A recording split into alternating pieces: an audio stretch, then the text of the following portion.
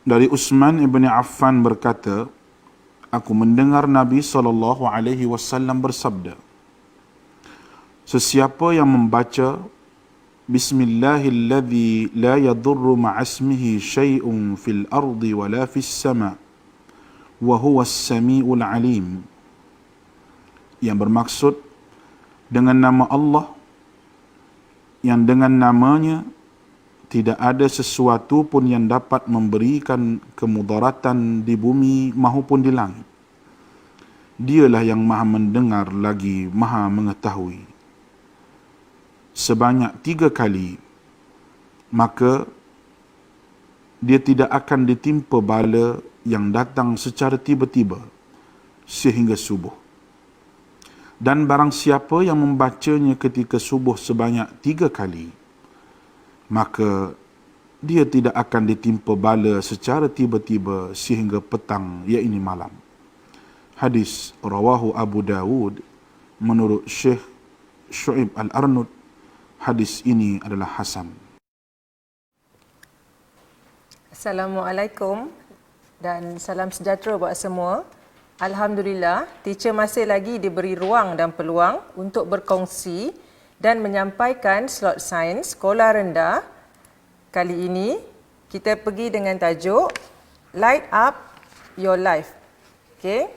Terima kasih yang tidak terhingga kepada pihak yang telah bertungkus lumus dalam menjayakan program tuition online Perlis Mengaji ini, kepada Jabatan Hal Agama Islam Negeri Perlis, Majlis Agama Islam dan Adat Istiadat Perlis, Kerajaan Negeri Perlis, juga Jabatan Pendidikan Negeri Perlis. Mari kita berkenalan terlebih dahulu ya. Okey. So, insya-Allah teacher diberi nama Nur Rafidah binti Zainuddin. Okey, berasal daripada Selangor, telah pun berkhidmat selama 16 tahun, di mana 11 tahun berada di SK Sanglang Perlis, bermula 2004 hingga 2015, dan bermula 2016 hingga kini berada di SK Simpang 4 Perlis dan merupakan seorang guru cemerlang sains. Okey, baiklah, are you ready? Let's start our journey. Okey, insya-Allah hari ini agenda yang kita akan perkatakan adalah berkaitan dengan Light Up Your Life. Bila diterjemahkan, ia akan menjadi cahaya menerangi hidup. Jadi antara topik-topik yang akan disentuh dalam hari ini ialah cahaya bergerak lurus, saiz bayang-bayang, bentuk bayang-bayang, dan juga teacher ada sediakan di sini kuis online di mana teacher sediakan dalam bentuk quizizz.com. Jadi minta anak-anak murid semua bersedia, sebab di hujung kita punya perbincangan teacher akan buka dan akan bagi kod permainan. Tajuk ini merupakan tajuk cahaya. Okey, tajuk ini dipelajari ketika berada di tahun 5, tapi bermula daripada tahun ini melalui KSR Semakan Semula. Tajuk ini diajar di tahun 4. Okey, mari kita bincangkan terlebih dahulu berkenaan dengan pengenalan. Okey, pengenalan tentang cahaya. So kat sini teacher dapatkan daripada sumber Wikipedia. So cahaya merupakan perkataan diambil daripada cahaya.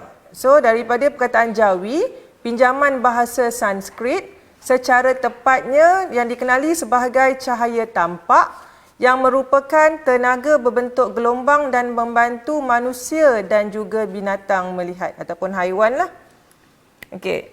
Jadi kalau kita tengok dekat sini, okey, kita belajar tajuk ni kita dah belajar tentang sumber cahaya waktu kita di tahun 2. Okey, berkenaan dengan sumber cahaya. So, tahukah kamu tentang sumber cahaya, objek yang dapat menghasilkan cahaya? So, kita tengok kita kat sini apa yang dibagi tahu, cahaya amat penting untuk membolehkan kita melihat.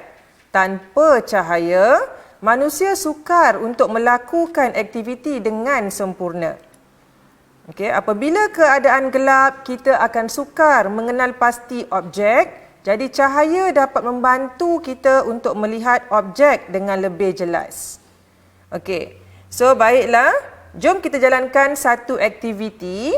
Okey, kalau kata anak-anak murid ikuti teacher punya slot sebelum ni, teacher dah pernah tunjuk idea rush ni dalam satu slot, iaitu slot pencarian biji benih.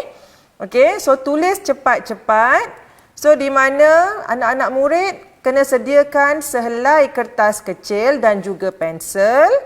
Dan kita akan cuba senaraikan seberapa banyak sumber cahaya yang kamu ketahui dan akan diberikan had masa. Okay, kat sini kita akan ambil dalam masa 20 saat untuk menulis. Boleh tulis banyak mana yang idea yang kita dapat. Okay, so kita ready semua. Okay, so kita ambil contoh. Okay, idea rush. Okey, so 20 saat daripada sekarang. So anak-anak murid boleh cuba untuk menyatakan, menyenaraikan seberapa banyak objek yang dapat menghasilkan cahaya. Okey, so rasanya masa pun dah mencemburui kita. Okey, jom kita semak sama-sama. So dekat sini, okey, sumber cahaya yang teacher dapat. Okey, nombor 1, kita dapat matahari. Ada tak dalam list anak-anak murid? Okey, kalau ada, bagus. Seterusnya, lampu suluh, api, lampu jalan dan juga LCD projector. Ini yang teacher dapat fikirkan dalam masa yang singkat, dalam masa 20 saat. Okey, ada kala kita punya idea yang cepat ni dapat membantu kita untuk menjanakan idea dengan lebih baik. Walaupun kadang-kala perkara tersebut tidak berapa tepat. Sekurang-kurangnya kamu mencuba kan? Sebenarnya melalui aktiviti ini secara tidak langsung, kamu telah pun berjaya untuk mendapatkan seberapa banyak sumber cahaya yang ada. Okey, jom kita tengok tentang sumber-sumber cahaya.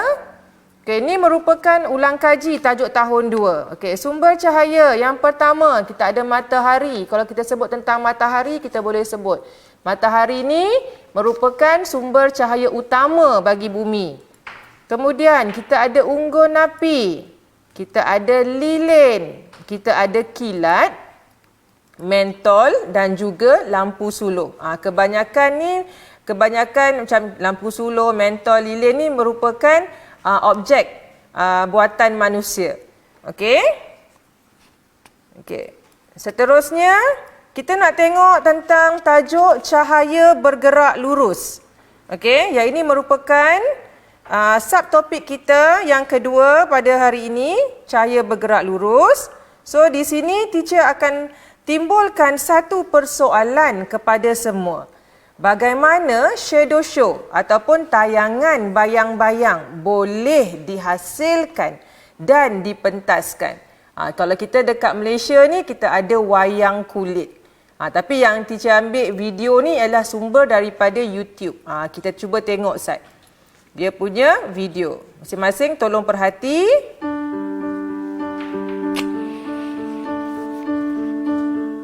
It's only light. It's only hands. It's a regular white wall. Just a little imagination, and you can create the whole world.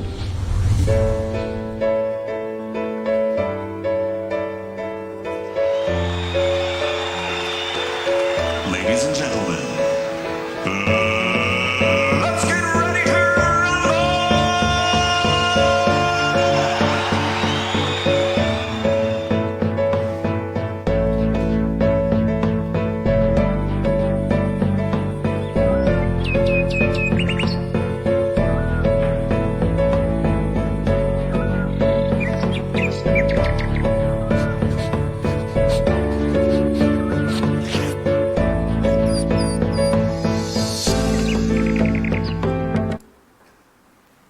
Okey, perbincangan tentang video ini akan kita dapati sepanjang slot ini akan dijalankan.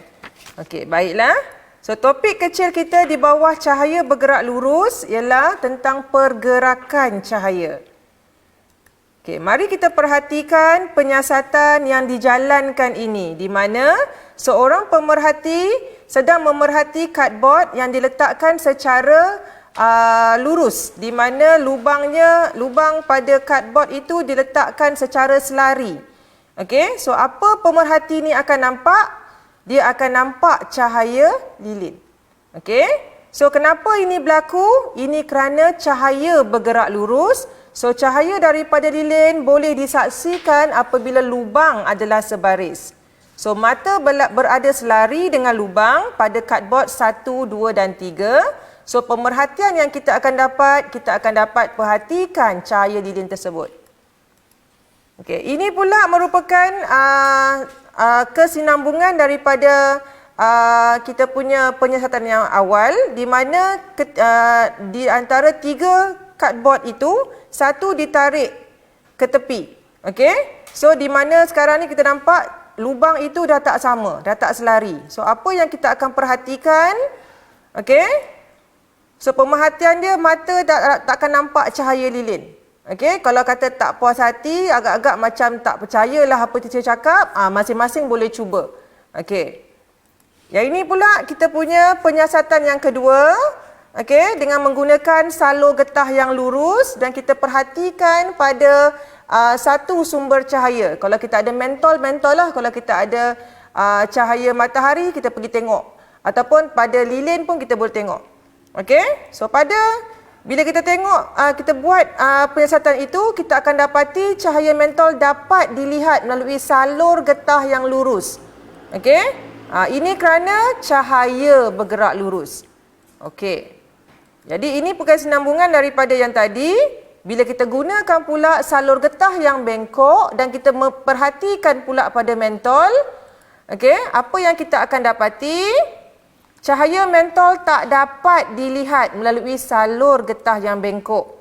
Okey, ini kerana pergerakan cahaya mentol yang lurus dihalang sampai ke mata. Okey, masing-masing saat lagi habis saja slot ni boleh pergi cari salur getah, boleh ambil gulungan kertas, boleh tengok melalui gulungan kertas. Kalau awak bengkok kan. Okey, dah awak tak akan nampak. Okey, awak cuma akan nampak gelap saja kat bahagian situ. Okey, so kat sini kita nak tengok pula berkenaan dengan aplikasi cahaya yang bergerak lurus. Okey, bukan sahaja cahaya bergerak lurus ini kita dapat perhatikan dalam makmal sains, dalam bilik sains sahaja. Malah melalui beberapa fenomena ataupun kejadian yang berlaku di sekeliling kita. So kita dapat melihat kesan ataupun aplikasi sifat cahaya ini. So kita akan melihat pada yang pertama, alur cahaya daripada rumah api, sinar cahaya daripada lampu sorot ataupun spotlight di pentas, alur cahaya yang memasuki lubang gua, dan juga sinar cahaya daripada lampu carian helikopter dan juga kenderaan. Okey, so kita tengok satu persatu. Okey, ini merupakan gambaran alur cahaya yang keluar daripada rumah api di mana alur tersebut bergerak lurus. Awak nampak dia punya kesat, awak nampak macam dia punya tu nampak lurus saja. So ini dah membuktikan bahawa cahaya itu bergerak lurus.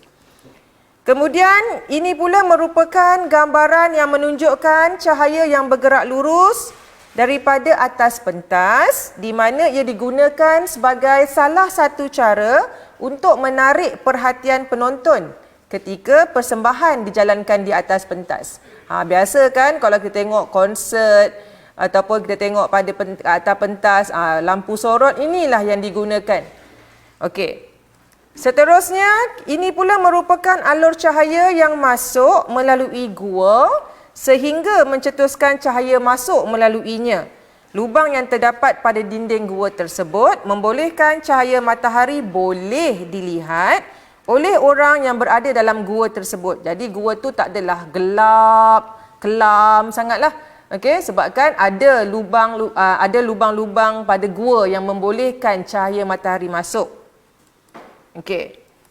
So cahaya daripada kenderaan ataupun cahaya daripada lampu carian daripada helikopter. Okey, kalau kita tengok helikopter polis nak cari penjenayah, okey, ataupun lampu pada cahaya pada kenderaan dapat menunjukkan salah satu sifat cahaya iaitu cahaya bergerak lurus. Jadi bukan saja pada motosikal, pada basikal, kereta, lori, bas. Okey?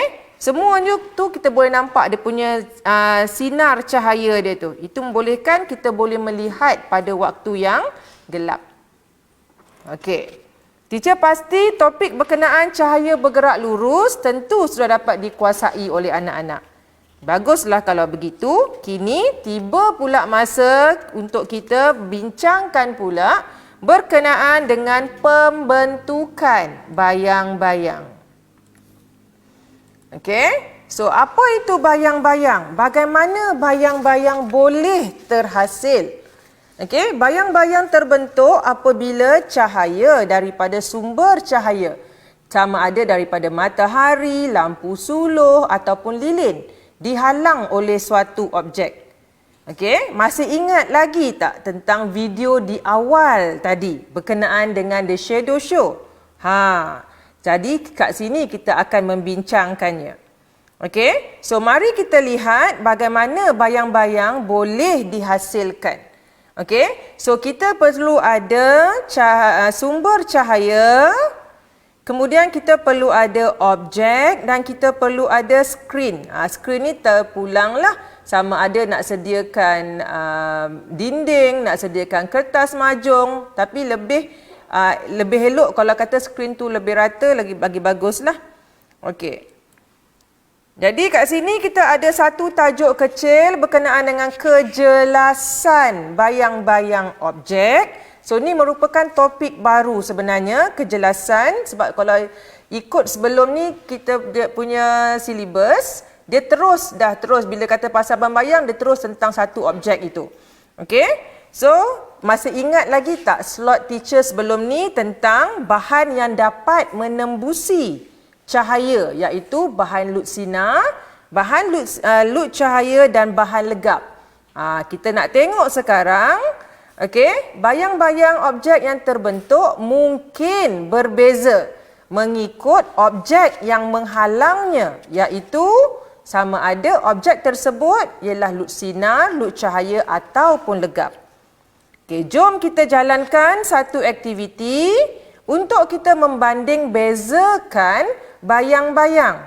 Okey, ini teacher ambil daripada buku teks tahun 4 KSSR Semakan Semula.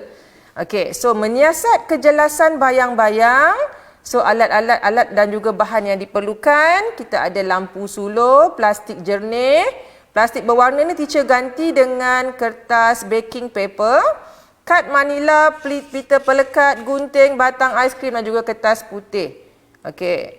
So, mula-mula dia minta kita lukiskan bentuk rama-rama ataupun bentuk lain. Terpulanglah dekat awak suka bentuk apa pun. Okey? Boleh. Kemudian boleh awak buat, kemudian lekatkan batang aiskrim pada setiap bahan. So, bentuk rama-rama tu kita cuba lukiskan pada kad manila ataupun plastik jernih dan juga baking paper. Ni teacher gunalah. Okey, lekatkan batang aiskrim. Yang ini teacher dah buat. Kemarin teacher buat. Okey, yang ini teacher buat untuk teacher gunakan kad manila. Okey. Kemudian yang ini teacher gunakan baking paper. Okey. Dan yang ini teacher gunakan kita punya plastik jernih. Okey. So, mari kita tengok apa yang kita boleh buat dengan kita punya bahan yang telah kita sediakan. Dia minta untuk kita halakan cahaya lampu suluh ke arah kepingan kad manila berbentuk rama-rama. Okey, kat sini teacher akan tayang kat awak.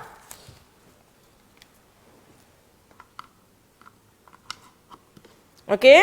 So kat sini kita ambil satu skrin, kita ada satu kita punya yang kita panggil sebagai kita punya objek yang diperbuat daripada kad manila. Okey? Dan kita ada lampu dekat sini. Okey? Alright.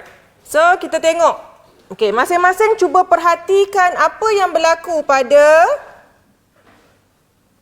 bentuk rama-rama awak. Awak nampak tak dia punya bayang-bayang dia?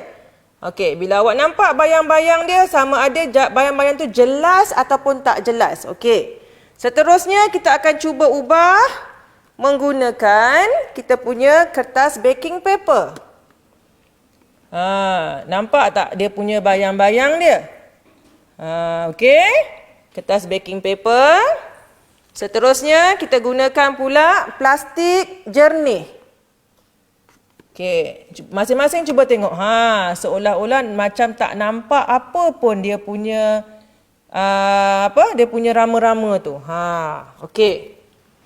So, bila awak dah ulang awak punya uji kaji tu dengan menggunakan plastik jernih ataupun kertas baking paper dan juga plastik berwarna tu, okey, kemudian masing-masing bolehlah perhatikan dan rekodkan kejelasan bayang-bayang yang terbentuk. Okey, so kita boleh nampak dekat sini daripada tadi kita gunakan kad manila, kejelasan bayang-bayang sangat-sangat jelas. Okey, so bayang-bayang adalah satu yang kita nampak warna hitam. So dekat kita punya skrin kita boleh nampak warna hitam. Okey, manakala yang kedua plastik jernih tu kita gunakan baking paper tadi. Okey, plastik jernih seolah-olah tiada bayang-bayang yang terbentuk dan juga untuk plastik berwarna tidak jelas dia punya bayang-bayang. Okey? So, kita boleh nampak dekat sini objek yang mana akan menghasilkan bayang-bayang paling jelas. So, daripada kita punya penyiasatan yang kita buat, kita jalankan, kita boleh nampak bahawa objek legap. Yes, sekarang kita boleh ambil kita punya perkataan objek legap. So, objek legap iaitu kad manila ini yang akan menghasilkan bayang-bayang yang paling jelas. Okey, seterusnya kita nak tengok berkenaan dengan faktor yang mempengaruhi saiz bayang-bayang. Okey, kat sini ada satu lagi penyiasatan. Okey, tapi teacher tak buatlah dekat sini. Kita tengok dulu apa yang kita boleh buat. Okey, tentukan faktor yang mempengaruhi saiz bayang-bayang. Penyataan masalah dia, apakah yang mempengaruhi saiz bayang-bayang. So, seperti biasa, bila jalankan penyiasatan, kita perlu ada hipotesis. So, kita punya hipotesis awal, semakin bertambah jarak sumber cahaya dengan objek, semakin berkurang saiz bayang-bayang. So, kita kenal pasti pemboleh ubah terlebih dahulu. So, dimanipulasi kita ialah jarak sumber cahaya daripada objek. Bergerak balas kita ialah kita tengok berkenaan dengan saiz bayang-bayang. Dan dimalarkan kita nak tengok berkenaan dengan yang kita kekalkan ialah jarak objek dengan skrin. So, bahan dan juga alat yang kita perlukan seperti yang tertera. Okey. Yang ini dia minta untuk kita lekatkan kertas mahjong pada dinding untuk pastikan skrin kita boleh nampak dengan lebih jelas. Okey, letakkan objek berbentuk silinder. Apa sahajalah, awak ada botol air mineral pun boleh atas meja. Seterusnya dia minta untuk kita halakan lampu suluh ke arah objek. Lakarkan bentuk bayang-bayang di atas kertas mahjong. So maksudnya dekat kertas mahjong tu selain daripada di skrin, kita boleh jadikan tempat untuk kita lakar. Nak tengok dia punya saiz asal dengan saiz seterusnya.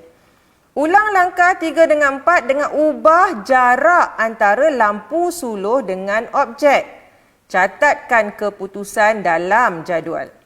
Okey, so yang ini kita perlukan guna pembaris lah. Okey, mula-mula kita ambil jarak objek daripada lampu suluh, letakkan 5 cm. So, kita tengok saiz bayang kita berapa dia punya besar. Kemudian, bila kata 10 cm, berapa pula dia punya saiz bayang-bayang. Dan akhir sekali, bila kita ubah kepada 15, tengok apa jadi pada bayang-bayang pula. Jadi, dekat sini kesimpulan yang kita boleh buat, kat sinilah yang kita nak tengok. Sama ada awak punya kesimpulan ni dapat tak menjawab tadi yang awak punya hipotesis. Okey. So, dekat sini teacher nak tunjuk satu video ringkas. Yang ini teacher dapat daripada sumber YouTube. Okey, kita cuba tengok dulu. Bayang-bayang boleh bertukar saiz. Ini boleh dipengaruhi oleh jarak di antara objek dan sumber cahaya. Apabila sumber cahaya lebih dekat dengan objek, saiz bayang-bayang bertambah. Apabila sumber cahaya lebih jauh dari objek, saiz bayang-bayang berkurang. Faktor lain yang boleh memberi kesan kepada saiz bayang-bayang adalah jarak di antara objek dan skrin. Apabila objek lebih dekat dengan skrin, saiz bayang-bayang berkurang. Apabila objek lebih jauh dari skrin, saiz bayang-bayang bertambah. Okey, dah selesai kita punya bertukar video saiz. kita. Bayang-bayang boleh Okey, sekarang kita tengok pula berkenaan dengan satu soalan. Contoh soalan berkenaan dengan faktor yang mempengaruhi saiz bayang-bayang ini. Okey, antara berikut, yang manakah antara sifat cahaya berikut yang menyebabkan berlakunya pembentukan bayang-bayang? Okey, kita gariskan kata kunci. Okey, satu, cahaya cahaya dipantulkan objek yang berkilat, cahaya tidak menembusi objek legap, cahaya bergerak lurus, cahaya dibiaskan. Okey, so bila kita nak dapat jawapan, kita kena pastikan kita boleh potong jawapan yang kita tak nak. So kalau macam pilihan jawapan dia ada R dan S, S dan T, T dan U dan R dan U. Okey, so kat sini teacher akan cancel dulu R dengan U sebab kita tak tengok pun berkenaan dengan cahaya dipantulkan tadi. Okey, so bila kita cancelkan R, okey, 2 kita cancelkan R, kemudian kita punya jawapan kita boleh dapat cahaya tidak menembusi objek legap dan cahaya bergerak lurus. Okey, ini pula merupakan tajuk faktor yang mempengaruhi bentuk bayang-bayang. Okey, untuk faktor yang mempengaruhi bentuk bayang-bayang, kita ada kedudukan sumber cahaya dan yang kedua kita ada kedudukan ataupun orientasi objek. Okey, mari kita tengok kita punya satu video ringkas yang teacher dapatkan daripada sumber YouTube juga. Okey, yang tengok apa faktor yang mempengaruhi bentuk bayang-bayang. Jom kita saksikan. Bukan sahaja saiz bayang-bayang yang berubah tetapi juga bentuknya. Bentuk bayang-bayang dipengaruhi oleh kedudukan cahaya dan kedudukan objek. Bayang-bayang boleh menjadi panjang, kurus, pendek dan gemuk. Okey. Bukan sahaja Okey, ini pula merupakan contoh soalan berkenaan dengan tajuk faktor yang mempengaruhi bentuk bayang-bayang. Okey, mari kita cuba sama-sama. Okey, Raja menunjukkan suatu objek yang diletakkan di hadapan lampu suluh yang dinyalakan. Okey, satu objek. Okey, letakkan depan lampu suluh depan dia. So, antara berikut manakah merupakan bentuk bayang-bayang yang akan terhasil pada skrin? Agak-agak mana satu? Adakah A atau B atau C ataupun D? Rasanya masing-masing dah boleh nampak. Okey, bila kita letak lampu suluh dekat sini, jawapan kita mestilah B. Betul? Okey. So, kita tengok pula hari ni punya quiz online dalam bentuk quizizz.com. Okey, teacher akan kita akan mulakan kita punya quiz. Okey. So, kita punya game code kita hari ini ialah 216842. Okey. So, masing-masing boleh cuba. Okey. Teacher akan mulakan kita punya game bila kata dah ada yang try untuk masuk. Okey. Okey, kita masih menunggu lagi.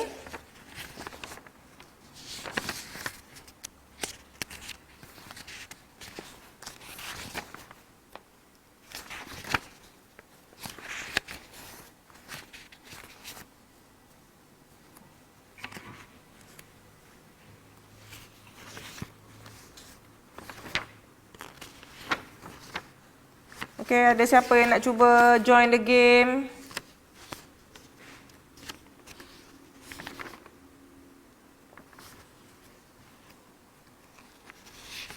Hari ni kita ada 9 soalan yang teacher sediakan.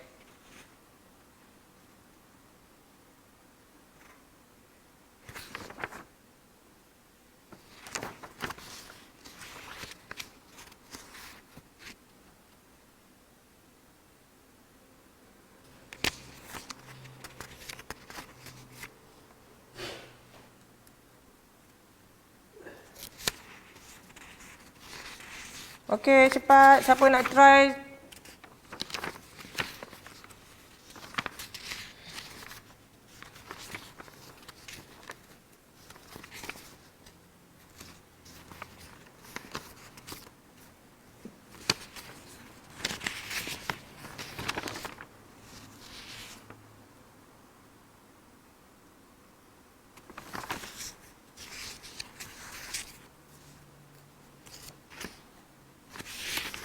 Masing-masing masih lena kot.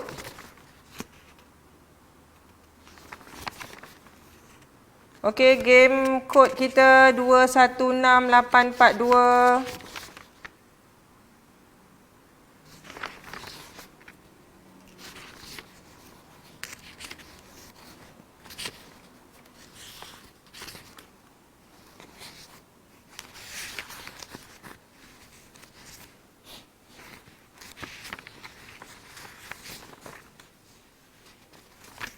Okey, tak apalah. Kalau kata game ni teacher akan buka. Okey, teacher akan onkan game ni. Okey. Bila-bila masa bila awak tengok kita punya teacher punya slot ni, masing-masing boleh cubalah. Okey. Okey, baiklah. So, masa seakan mencemburui kita. Tak sangka masa yang diperuntukkan untuk teacher berkongsi ilmu setakat ini sahaja. So, jangan lupa untuk membuat ulang kaji di rumah ya. Diharapkan agar semua akan dapat manfaat. Sesungguhnya yang baik itu datangnya daripada Allah dan yang kurang dan buruknya datang daripada saya sendiri. Okey, sekian. Terima kasih. Wassalamualaikum warahmatullahi wabarakatuh.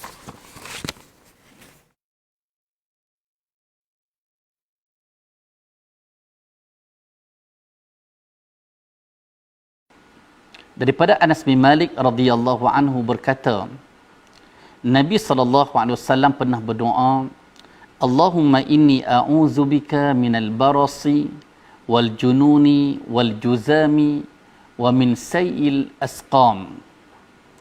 Ya Allah, aku berlindung denganmu daripada penyakit sopak, penyakit gila, penyakit kusta dan penyakit-penyakit yang buruk. Hadis diriwayatkan oleh Al-Imam Abu Dawud dengan sanad yang sahih.